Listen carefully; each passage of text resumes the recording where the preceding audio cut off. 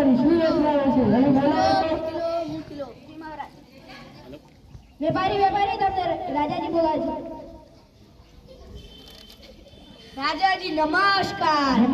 અમારા રાજ્યમાં તમારું સ્વાગત કરીએ છીએ શાના વેપાર લઈને આવ્યો છો અમે મૂર્તિનો વેપાર લઈને આવ્યા છીએ રાજાજી તો ખરા જો આ ત્રણ મૂર્તિઓ શું મૂર્તિઓ તો સુંદર છે શું કિંમત છે મૂર્તિની આ પહેલી મૂર્તિ રોડપતિ બીજી મૂર્તિ લખપતિ અને ત્રીજી મૂર્તિ કરોડપતિ એટલે તું કહેવા શું માંગે છો આ પહેલી મૂર્તિની કિંમત 1000 રૂપિયા બીજી મૂર્તિની કિંમત 5000 રૂપિયા અને ત્રીજી મૂર્તિની કિંમત 10000 રૂપિયા આ ત્રણેય મૂર્તિ એક સરખી છે તો કિંમત કેમ અલગ અલગ છે આ ત્રણેય મૂર્તિઓમાં એક એક ભેદ છે શું ભેદ છે એટલે સમજાવો તો ખરા જુઓ રાજાજી માઇક લઈ લે જુઓ રાજાજી બાર કાઢ જુઓ રાજાજી આ પહેલી મૂર્તિના એક કાને દોરો નાખો તો દોરો બીજા કાને નીકળી જાય છે એટલે તેની કિંમત 1000 રૂપિયા છે આ બીજી મૂર્તિના એક કાને દોરો નાખો તો દોરો મોઢામાંથી નીકળી જાય છે એટલે તેની કિંમત 5000 રૂપિયા છે આ ત્રીજી મૂર્તિના એક કાને દોરો નાખો તો દોરો ક્યાંય નહીં નીકળતો એટલે તેની કિંમત 10000 રૂપિયા છે હવે તો સમજ્યા ને રાજાજી વેપારી તમારી વાતથી મૂર્તિઓમાં રહેલો ભેદ અમે સમજ્યા તમારા મંત્રીઓને પૂછો એ સમજ્યા કે નહીં મંત્રીઓ તમે કોઈ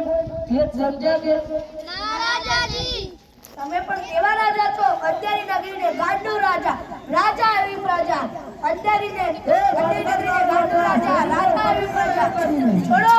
મને છોડો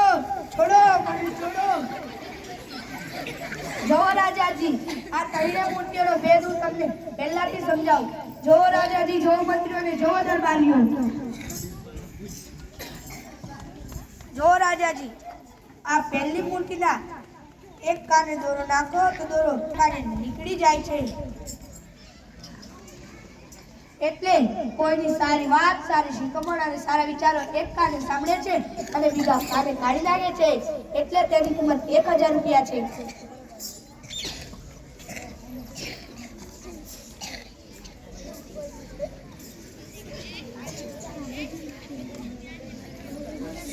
આ બીજી મૂર્તિના એક કાને દોરો નાખો તો દોરો મોઢામાંથી નીકળે છે એટલે કોઈની સારી વાત સારા વિચારો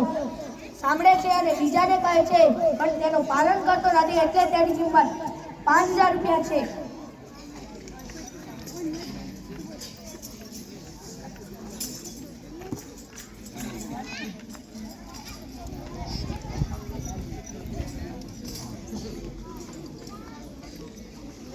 આ ત્રીજી મૂર્તિના એક કાને દોરો નાખો દોરો ક્યાંય નહીં નીકળતો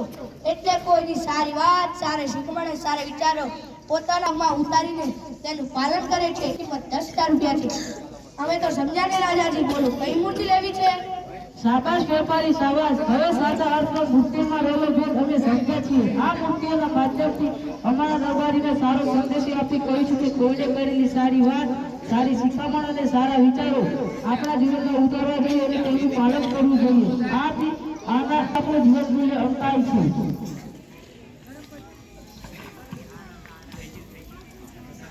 તમારી ચતુરાઈના અમે વખાણ કરીએ છીએ અને આ સોનાનો હાથ પહેરાવી તમારું બહુમાન કરીએ છીએ આ કાર્ય નીતિ અમે અમારા રાજમાં કરી રાખીએ છીએ ભારત માતા જય હો